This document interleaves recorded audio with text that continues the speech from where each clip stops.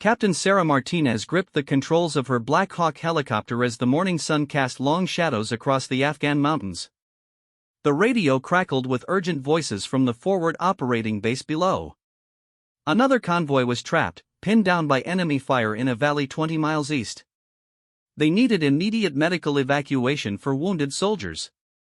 Sarah had been flying rescue missions for 8 months now. At 28, she was one of the youngest helicopter pilots in her unit, and definitely the only woman. Some of the older soldiers still looked at her with doubt when she walked past. They whispered about whether a woman could handle the pressure of combat flying. Sarah had stopped caring about their opinions long ago. Her mission record spoke louder than their whispers. The co-pilot, Lieutenant Jake Morrison, checked the coordinates on his tablet. "Looks like we're heading into the same area where Captain Johnson's bird took heavy fire last week," he said, his voice tight with concern. Johnson had barely made it back with his helicopter full of bullet holes. Sarah nodded grimly. The enemy had been getting bolder lately, using more sophisticated weapons. Intelligence reports suggested they had acquired some serious anti-aircraft equipment from somewhere.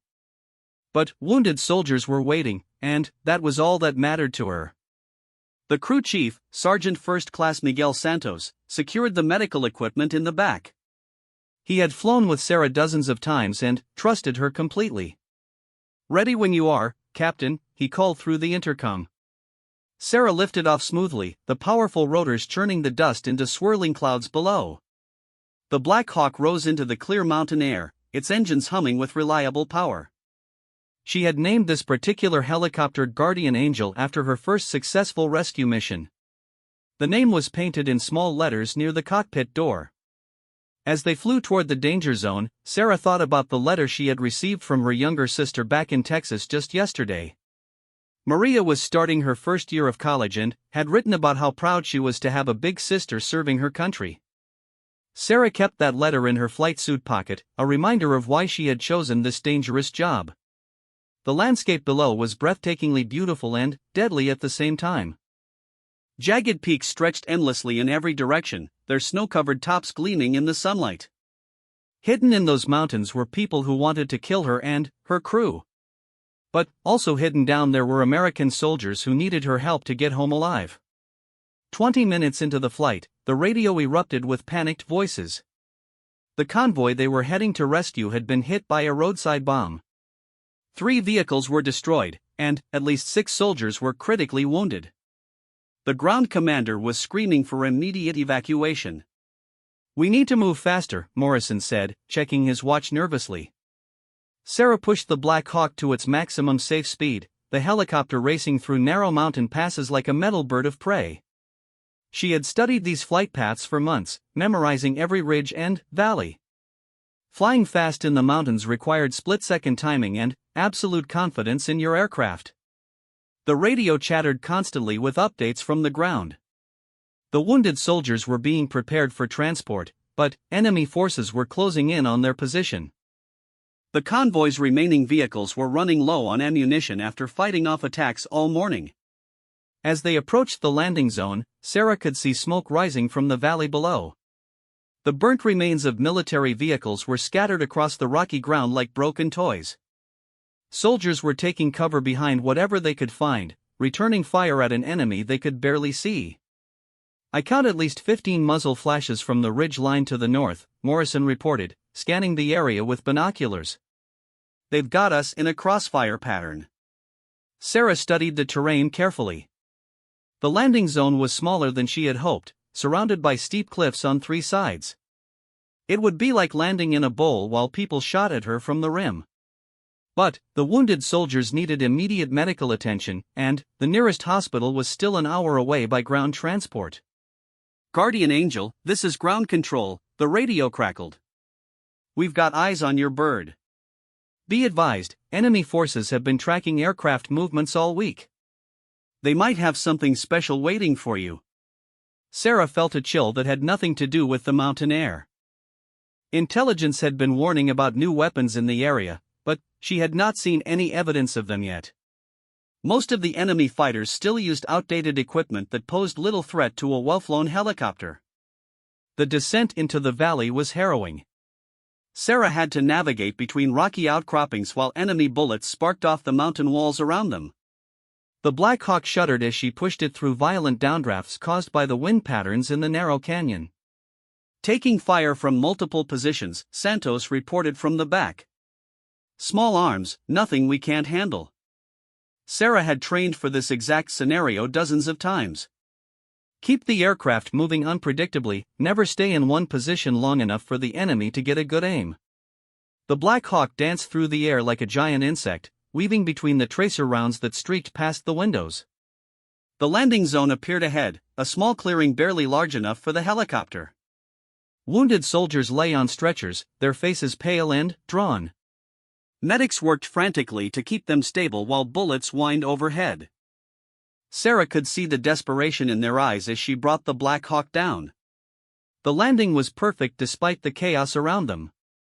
Sarah set the helicopter down gently, the skid settling onto the rocky ground with barely a bump. Immediately, soldiers rushed forward with the wounded, loading them into the aircraft as quickly as possible. "We need to get out of here fast," Morrison said, watching the enemy fire intensify. "They're adjusting their aim." Sarah kept the engines running while the crew loaded the casualties. Every second on the ground increased their risk, but she refused to leave anyone behind. The last wounded soldier was a young private who could not have been older than 19. His leg was badly damaged, and he was losing blood fast. "All aboard," Santos called. "Let's go home." Sarah pulled up on the collective, and the Black Hawk rose into the air once again. But something was different this time. The enemy fire was more organized, more focused. Instead of random shots from different positions, the bullets seemed to be coming from a single location with deadly accuracy.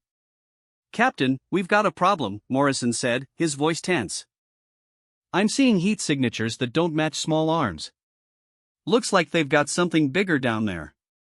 Sarah's training kicked in automatically. When facing unknown threats, the best defense was speed and unpredictability. She threw the Black Hawk into a series of evasive maneuvers, climbing rapidly while changing direction every few seconds. That was when she heard the sound that every military pilot fears most.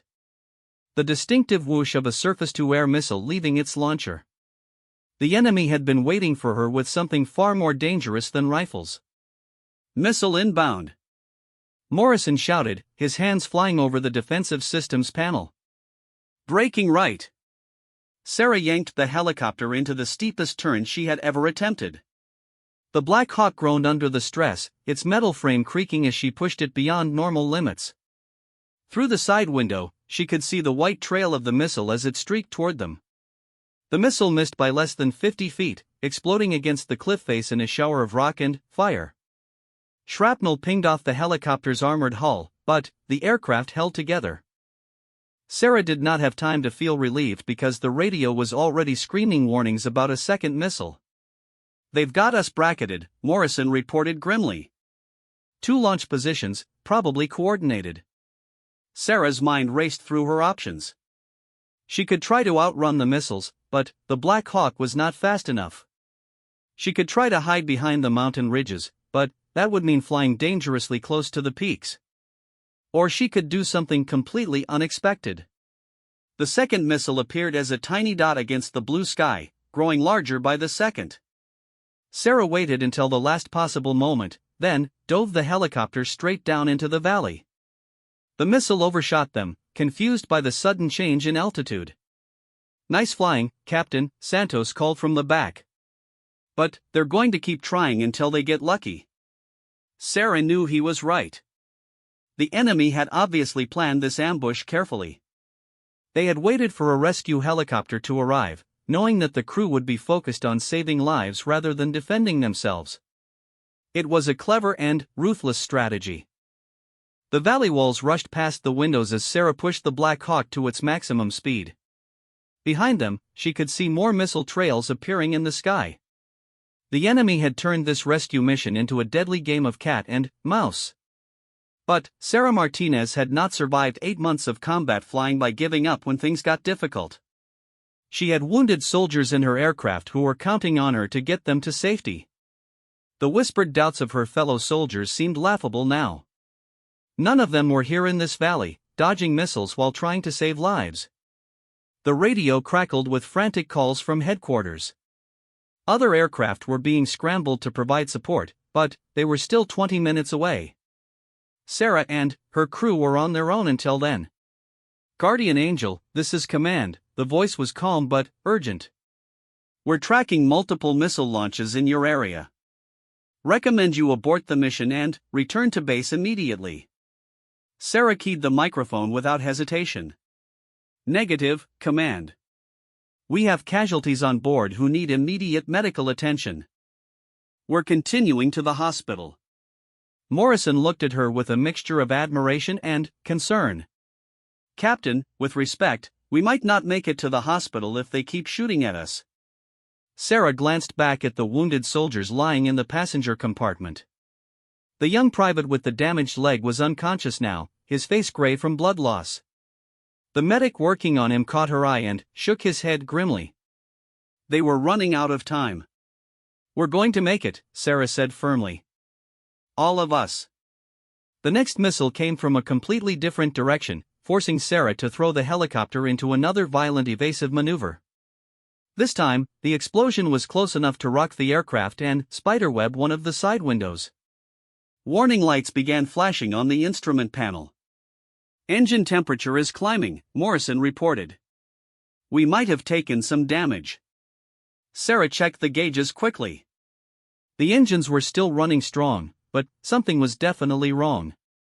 The helicopter was not responding as smoothly as usual, and she could feel a slight vibration through the controls.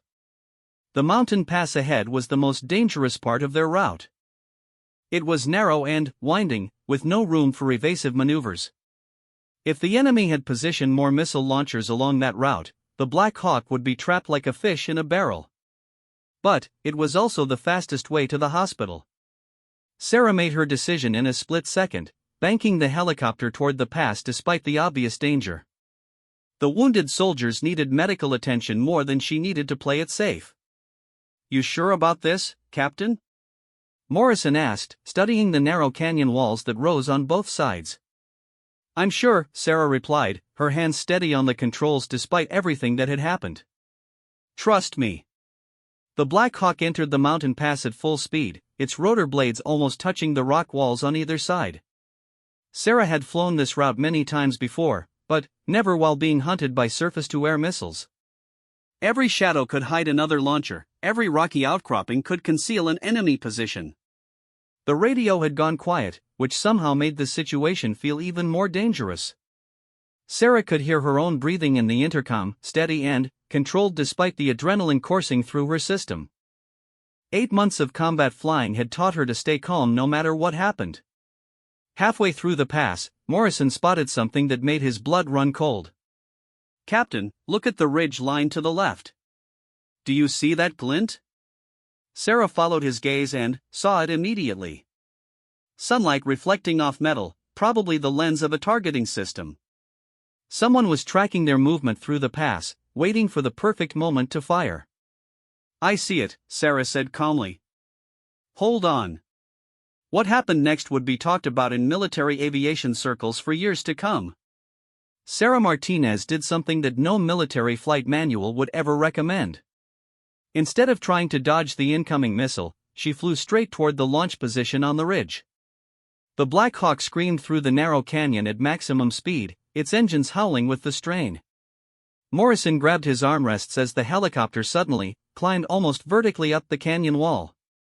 "What are you doing?" he shouted over the noise of the rotors. Sarah did not answer. She was completely focused on timing and physics. The missile launcher on the ridge was designed to track targets flying horizontally through the valley. By climbing directly toward it, she had created a problem for the enemy gunner. The missile's guidance system could not adjust fast enough to the rapid change in angle. The missile streaked past beneath them, missing by mere yards before slamming into the opposite canyon wall.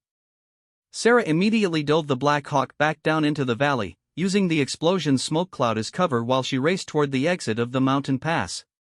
"Unbelievable," Santos called from the back. "I've never seen flying like that." But their troubles were far from over. As they emerged from the canyon, Sarah could see 3 more helicopters in the distance. For a moment, she felt relieved, thinking they were friendly aircraft coming to help. Then, Morrison checked his identification screen and delivered devastating news. "Those aren't ours, Captain. Unknown aircraft, approaching fast from the northeast." Sarah's heart sank. The enemy had aircraft of their own, probably captured or stolen military helicopters that they had modified for combat. This rescue mission had turned into something much larger and more dangerous than anyone had anticipated. The approaching helicopters were older Soviet-era birds, but they looked heavily armed with rocket pods and machine guns. Sarah counted at least 6 weapons systems between the 3 aircraft. Her Black Hawk had defensive capabilities, but it was primarily designed for medical evacuation, not air-to-air combat. "Command, this is Guardian Angel," Sarah transmitted urgently. "We have 3 hostile aircraft approaching our position. Request immediate air support." The response was not what she wanted to hear. "Guardian Angel, be advised that friendly air support is still 15 minutes out. You're on your own until then. 15 minutes might as well have been 15 hours.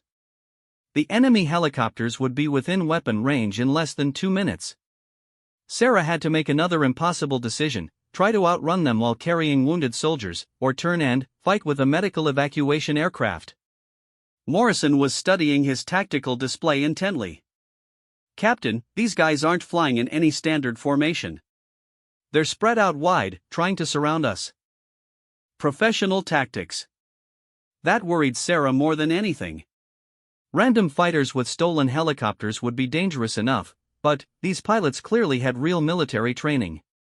They knew how to coordinate their attacks and cut off escape routes.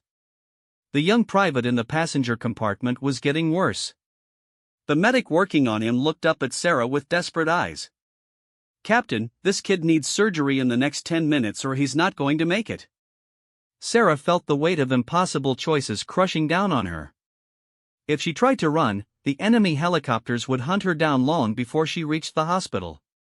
If she stayed to fight, she might get everyone killed, including the wounded soldiers she was trying to save. But then, she remembered something from her advanced flight training. Her instructor, a grizzled old pilot named Colonel Brooks, had once told her that the most dangerous thing in combat was predictability. "When the enemy thinks they know what you're going to do," he had said, "that's when they've got you." The enemy helicopters were approaching in a classic pincer movement, expecting Sarah to either run or hover in place while calling for help. They probably thought they were dealing with a routine medical evacuation crew who would panic under pressure.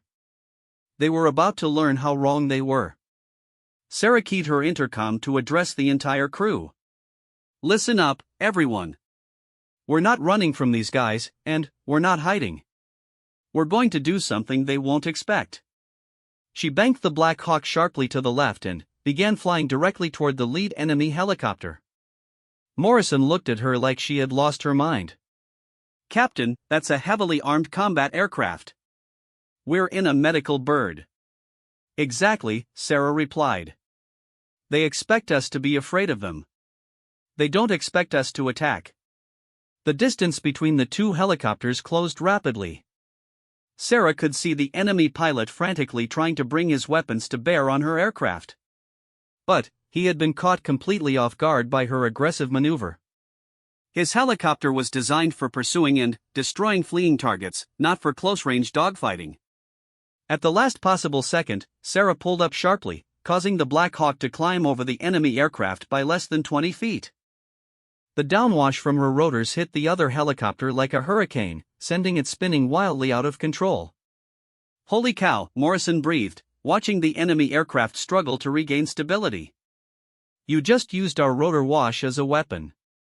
Sarah was already turning toward the second helicopter, which was racing toward them from the right.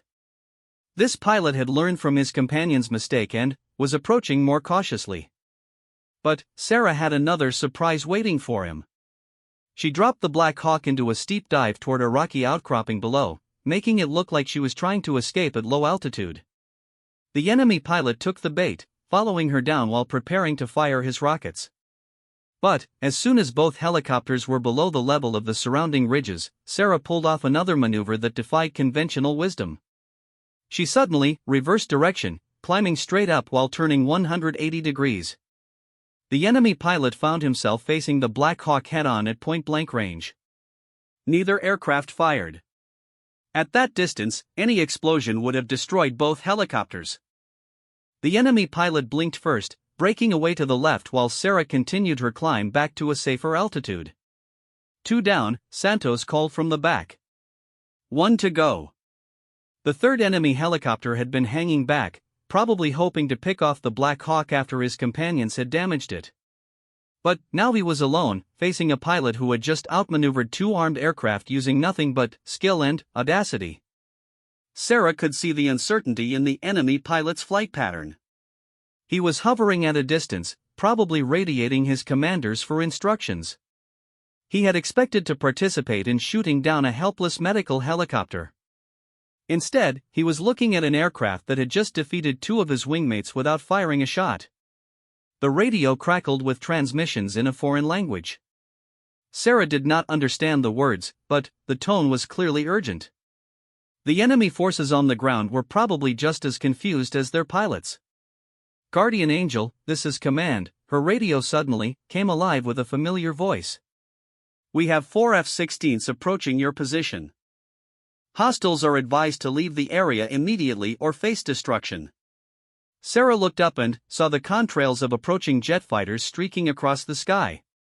The cavalry was finally arriving, and not a moment too soon. The wounded soldiers in her aircraft had been unconscious for several minutes now. The third enemy helicopter apparently decided that discretion was the better part of valor. It turned away and disappeared behind the mountain ridges, probably racing back to wherever it had come from. The other 2 were still struggling to regain control after their encounters with Sarah's unconventional tactics. "All hostiles are withdrawing," Morrison reported with relief in his voice. "Looks like we're clear." Sarah finally allowed herself to breathe normally again. The immediate threat was over, but she still had wounded soldiers who needed immediate medical attention. The hospital was only 5 minutes away now, but 5 minutes could be an eternity for someone bleeding internally. She pushed the Black Hawk to its maximum safe speed one more time, racing across the final valley toward the medical facility. Behind her, the F-16s were sweeping the area, making sure no other enemy forces were waiting in ambush. The hospital landing pad appeared ahead, surrounded by medical personnel who had been alerted to expect casualties. Sarah brought the helicopter down in another perfect landing, the skids touching the concrete as gently as if she were setting down an egg. Medical teams immediately swarmed the aircraft, transferring the wounded soldiers to waiting gurneys. The young private with the damaged leg was rushed into surgery within minutes of landing. The doctors later said that if he had arrived even 5 minutes later, they would not have been able to save his life. As Sarah shut down the Black Hawk's engines, she noticed that her hands were shaking slightly. The adrenaline was finally wearing off, and the full impact of what had just happened was beginning to sink in. She had been in combat situations before, but nothing like this. Morrison climbed out of his seat and walked around to inspect the aircraft for damage. There were several bullet holes in the fuselage, and one of the rotor blades had a small nick from flying debris. But, overall, the Black Hawk was in remarkably good condition considering what it had been through. "Captain," Santos called from the passenger compartment. "You might want to see this." Sarah walked to the back of the helicopter, where Santos was holding up a piece of twisted metal. It was a fragment from one of the surface-to-air missiles that had nearly destroyed them earlier. "This came through the side panel and lodged in the medical equipment rack," Santos explained. 6 inches to the left, and it would have hit our oxygen tanks. We would have been flying a bomb." Sarah stared at the metal fragment, realizing how close they had come to disaster. But they had made it through, and all of the wounded soldiers were now receiving the medical care they needed. That was what mattered most. A crowd was beginning to gather around the helicopter as word spread about what had happened. Other pilots, ground crew members, and medical staff were all talking excitedly about the rescue mission that had turned into an aerial combat operation. Colonel Williams, the base commander, pushed through the crowd toward Sarah. She snapped to attention and saluted, expecting to be debriefed about the mission. Instead, the colonel returned her salute with a look of profound respect. "Captain Martinez," he said in a voice that carried across the landing pad, "I've been flying military aircraft for 25 years, and I've never heard of anything like what you just pulled off. You saved the lives of 6 wounded soldiers while facing odds that should have been impossible to overcome." Sarah felt uncomfortable with all the attention. "Sir, I was just doing my job. My crew performed exceptionally, and the aircraft held together when we needed it most." Colonel Williams smiled. "Captain, what you did out there was far beyond the call of duty. Flying a medical helicopter like a fighter aircraft, using rotor wash as a weapon, outmaneuvering 3 armed enemies without firing a shot. That's not just doing your job. That's redefining what's possible." The crowd of onlookers had grown larger, and Sarah could see respect and admiration in their faces. These were experienced military personnel who understood exactly how dangerous her mission had been. They knew that what she had accomplished was extraordinary. But the real validation came from an unexpected source. One of the wounded soldiers, a sergeant who had been conscious during the entire flight, was being wheeled toward the hospital on a gurney. As he passed the helicopter, he raised his hand weakly and called out. "Hey, Captain," he said, his voice hoarse but strong. "Thank you for not giving up on us. You're the reason we're all going home." Sarah felt tears welling up in her eyes, but she blinked them back. Military pilots were not supposed to cry, even when they were overwhelmed with emotion. Instead, she walked over to the gurney and squeezed the sergeant's hand briefly. "Thank you for your service," she said simply. "Get well soon." As the medical teams disappeared into the hospital with their patients, Sarah stood alone beside her helicopter. The guardian angel lettering on the fuselage seemed more appropriate than ever. She had truly been a guardian angel for those wounded soldiers today. Morrison approached her with a clipboard full of paperwork. "Captain, I hate to bother you, but we need to file our after-action report. Command wants a detailed account of everything that happened." Sarah nodded, knowing that her mission was far from over. There would be debriefings, investigations, and probably a lot of questions from higher headquarters. Some people would want to know how a medical evacuation had turned into an aerial combat operation. Others would want to analyze her tactical decisions. But she also knew that her actions today would have consequences beyond just paperwork and meetings. The enemy forces in the area now knew that American helicopters were not easy targets. They had learned that underestimating a pilot because of gender or aircraft type could be a fatal mistake. More importantly, every wounded soldier in the region would know that their rescue helicopters were flown by people who would never give up on them. No matter how dangerous the situation became, help would always be on the way. Sarah looked up at the mountains where she had faced death multiple times in the span of an hour. Somewhere out there, the enemy was probably regrouping and planning their next attack. But they would be doing so with the knowledge that Captain Sarah Martinez and her crew were ready for them. The whispered doubts about women in combat roles seemed like a lifetime ago. Today had proven that courage, skill, and determination were what mattered in battle, not gender. Sarah had earned her place among the elite pilots of military aviation through her actions, not her words. As the sun began to set behind the mountains, painting the sky in brilliant shades of orange and red, Sarah Martinez prepared for whatever challenges tomorrow might bring. She was no longer just a helicopter pilot. She was a symbol of what was possible when someone refused to accept limitations. 3 weeks after the mountain rescue mission, Captain Sarah Martinez found herself standing in front of a room full of military reporters, defense officials, and fellow pilots. The Pentagon had decided that her story needed to be told, both to boost morale among troops and to send a message to enemy forces around the world. Sarah felt uncomfortable in her dress uniform, preferring the practical flight suit she wore in the cockpit. But this press conference was part of her duty now, just like flying dangerous rescue missions. The military needed heroes that people could relate to, and apparently, she had become one. General Patricia Hayes, the first female 4-star general in the Army, introduced Sarah to the assembled crowd. Ladies and gentlemen, I present Captain Sarah Martinez, whose actions 3 weeks ago redefined what we consider possible in combat aviation. The questions came rapidly from the reporters. They wanted to know about her training, her family background, and how it felt to be the first female pilot to defeat multiple enemy aircraft in aerial combat. Sarah answered each question honestly, but she kept trying to redirect attention to her crew and the wounded soldiers they had rescued. Captain Martinez asked a reporter from CNN, "Some military analysts are saying that your mission represents a turning point in how we think about gender roles in combat. What's your response to that?" Sarah considered her words carefully. "Sir, with respect, I don't think my mission was about gender roles. It was about doing whatever was necessary to save the lives of wounded soldiers. Any pilot in my position, male or female, would have done the same thing." But, even as she said the words, Sarah knew they were not entirely true. The mission had become about more than just saving lives. It had become a symbol of capability and determination that challenged old assumptions about what women could accomplish in combat. After the press conference, Sarah was approached by Colonel Brooks, her old flight instructor.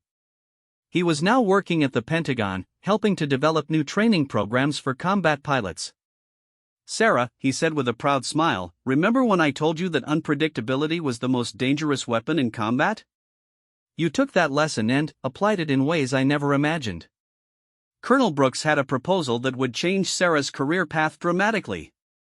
The military wanted her to help design a new training program that would teach all pilots how to use unconventional tactics in desperate situations. Her mountain rescue mission would become the foundation for revolutionary changes in combat aviation training. "We want to create scenarios where pilots learn to think beyond traditional tactics," Colonel Brooks explained. "Your mission proved that sometimes the best defense is an unexpected offense, even when you're flying an aircraft that wasn't designed for combat." Sarah was intrigued by the opportunity, but she had one major concern. "Sir, I don't want to spend all my time in classrooms and training facilities. I became a pilot to fly missions, not to teach other people how to fly them." Colonel Brooks nodded understandingly. "That's exactly why you're perfect for this job. You'll still be flying regularly, testing new tactics and training scenarios. But you'll also be passing on your experience to the next generation of combat pilots." While Sarah was considering her career options, the wounded soldiers from her rescue mission were making remarkable recoveries. The young private with the damaged leg had undergone 3 surgeries, but doctors were confident that he would walk normally again. More importantly, he would be able to return home to his family. Sergeant Collins, the soldier who had thanked Sarah on the landing pad, had recovered enough to visit her at the airbase. He brought with him a gift from all the rescued soldiers, a small metal plaque that read Guardian Angel Squadron, founding member. "Captain," Sergeant Collins said as he presented the plaque, "we've been talking among ourselves, and we think you should start your own squadron. Train other pilots to fly like you do. The enemy is getting smarter and more dangerous every day. We need more pilots who can think outside the box." The idea was appealing, but Sarah knew that creating a new squadron would require approval from the highest levels of military command. It would also mean taking on responsibilities far beyond anything she had ever handled before. That decision was made for her 2 days later when General Hayes personally called her into a private meeting. The general had been following Sarah's story closely and had some surprising news to share. "Captain Martinez," General Hayes began, "your rescue mission has had effects far beyond what you might imagine. Intelligence reports indicate that enemy forces in 3 different regions have changed their tactics specifically because of what you accomplished." Sarah was surprised. "How so, General?" "They've stopped targeting our medical helicopters with the assumption that they're easy prey," General Hayes explained. "They've also started positioning their anti-aircraft weapons differently, trying to account for unpredictable flight patterns. In essence, you forced them to respect our aviation capabilities in a way they never did before." But the general also had sobering news. The enemy had begun developing new tactics specifically designed to counter the unconventional flying techniques that Sarah had demonstrated. They were studying her mission and trying to figure out how to prevent other pilots from replicating her success. "That's why we need you to stay ahead of them," General Hayes continued. We're authorizing the creation of a new training program with you as the lead instructor. You'll have the resources to develop tactics that we haven't even thought of yet." Sarah realized that her mountain rescue mission had started something much larger than she had anticipated. She had become part of an ongoing evolution in military aviation, where traditional rules and limitations were being challenged and redefined. The new training program would be based at Fort Rucker in Alabama, the Army's primary aviation training center. Sarah would work with a team of experienced pilots to create realistic scenarios that taught unconventional problem solving under extreme pressure. But, before she could begin her new role, Sarah had one final mission to complete in Afghanistan.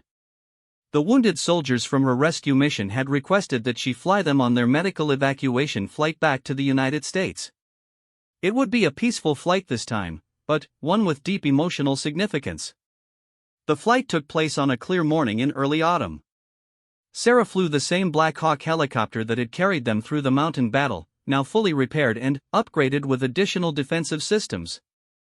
The Guardian Angel lettering had been repainted in larger, more prominent letters.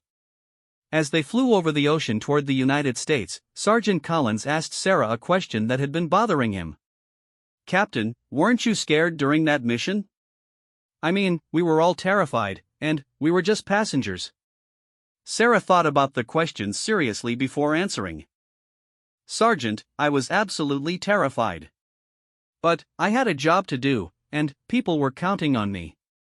Sometimes being brave doesn't mean not being afraid. It means doing what's right despite being afraid. The conversation continued for most of the long flight home.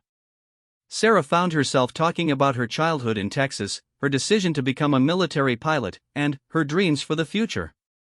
These soldiers had shared the most dangerous moments of her life, and now they were sharing something equally important, the journey home. When they landed at Walter Reed Medical Center in Maryland, Sarah was surprised to find a large crowd waiting for them. Families of the wounded soldiers had gathered to welcome their loved ones home, but many of them also wanted to meet the pilot who had saved their sons and daughters. Maria Martinez, Sarah's younger sister, had driven up from college to be there for the arrival. She hugged Sarah tightly, tears streaming down her face. "I'm so proud of you," she whispered. "You saved so many families from losing someone they love." Standing nearby was Mrs. Johnson, the mother of the young private with the damaged leg. Her son was walking with crutches, but he was walking on his own. Mrs. Johnson approached Sarah with a letter that she had written during her son's recovery. "Captain Martinez," she said, her voice trembling with emotion, "I want you to know that you gave me my son back. Because of your courage, he's going to be able to walk his daughter down the aisle at her wedding next spring. You gave us back our future." Sarah accepted the letter with shaking hands, too moved to speak. This was why she had become a pilot, to make a difference in people's lives, to be there when everything seemed hopeless. The letter would join the collection of messages that Sarah had been receiving from around the world. Military families, aviation enthusiasts, and young women considering careers in the armed forces had all written to express their admiration for what she had accomplished. But, perhaps the most meaningful recognition came from an unexpected source. The enemy pilot whose helicopter Sarah had outmaneuvered during the mountain battle had been captured 3 weeks later during a separate operation. During his interrogation, he had specifically asked about the American pilot who flew like a spirit. According to intelligence reports, the captured pilot had told his interrogators that Sarah's flying had been unlike anything he had ever encountered. "She made her helicopter dance in the sky," he had said. "We could not predict what she would do because she did not follow any rules we understood." That quote would eventually become part of Sarah's official military biography. But, for now, she was focused on the responsibilities of her new training role. The program she was developing would teach pilots to think creatively under pressure, to use their aircraft's capabilities in ways that no manual had ever described. The first class of students arrived at Fort Rucker 6 months later. They were experienced pilots from all branches of the military, chosen for their skill and their ability to think independently. Sarah's job was to push them beyond their comfort zones and teach them that limitations often existed only in their minds. On the first day of training, Sarah stood before her new students in the same briefing room where she had once learned the fundamentals of helicopter flight. But now she was the instructor, responsible for passing on knowledge that could save lives in the most desperate situations. "Ladies and gentlemen," she began, "you're here because conventional tactics aren't always enough. Sometimes you need to do things that seem impossible, because people's lives depend on you finding a way." She clicked to the first slide of her presentation, which showed a picture of the mountain valley where her rescue mission had taken place. 3 months ago, I flew into this valley with wounded soldiers who needed immediate medical attention. The enemy was waiting with surface-to-air missiles and combat aircraft. By all conventional wisdom, we should not have survived. The students leaned forward, interested in hearing how she had overcome such overwhelming odds. "But we did survive," Sarah continued, "because we stopped thinking about what our aircraft couldn't do and started thinking about what it could do. We used our helicopter's agility as a weapon, its unpredictability as armor, and our crew's determination as ammunition." Over the following weeks, Sarah put her students through scenarios that tested every aspect of their flying ability and decision-making skills. They learned to use weather patterns as tactical advantages, to turn mechanical limitations into strategic opportunities, and to think several moves ahead of their enemies. But, most importantly, they learned that courage was not the absence of fear, but the decision to act despite fear. Sarah shared her own experiences of doubt and terror, showing them that even the most successful missions involved moments of uncertainty and human vulnerability. As the training program grew and evolved, Sarah began to see its impact throughout the military aviation community. Pilots who had completed her course were successfully completing missions that previous generations would have considered impossible. They were saving lives in situations where conventional tactics would have failed. The program's success attracted attention from allied nations, who sent their own pilots to learn Sarah's unconventional methods. The techniques she had improvised during a desperate rescue mission were becoming standard training for elite aviation units around the world. But, for Sarah, the most satisfying part of her new role was the letters she received from students who had applied her training in real combat situations. They wrote about successful missions, lives saved, and obstacles overcome through creative thinking and determination. One letter particularly stood out. It was from a young female pilot who had been inspired by Sarah's story to pursue combat aviation despite facing discrimination and doubt from some of her instructors. She had recently completed her first rescue mission, saving 4 wounded soldiers from a situation very similar to Sarah's mountain battle. "Captain Martinez," the letter read, "I flew into that valley knowing that you had proven it was possible to succeed against impossible odds. Your example gave me the courage to push beyond what I thought I could do. Thank you for showing all of us that there are no limits except the ones we place on ourselves." Sarah smiled as she read the letter, remembering her own doubts and fears before that fateful rescue mission. She had never intended to become a symbol or a role model. She had simply been a pilot trying to do her job in an impossible situation. But perhaps that was exactly what made her story so powerful. She had not set out to prove anything about gender roles or military capabilities. She had simply refused to give up when people's lives were at stake. The mountain rescue mission that started as a routine medical evacuation had become something much larger, a demonstration that human determination and creativity could overcome any obstacle. The enemy who thought that shooting at her helicopter would stop her had been proven catastrophically wrong. Captain Sarah Martinez continued flying, teaching, and inspiring others for many years to come. Her techniques became standard training for military pilots worldwide, and her story was told in flight schools across multiple nations. But she never forgot the most important lesson from that day in the mountains: sometimes the most impossible situations require us to discover capabilities we never knew we possessed. The only real limits are the ones we accept without question.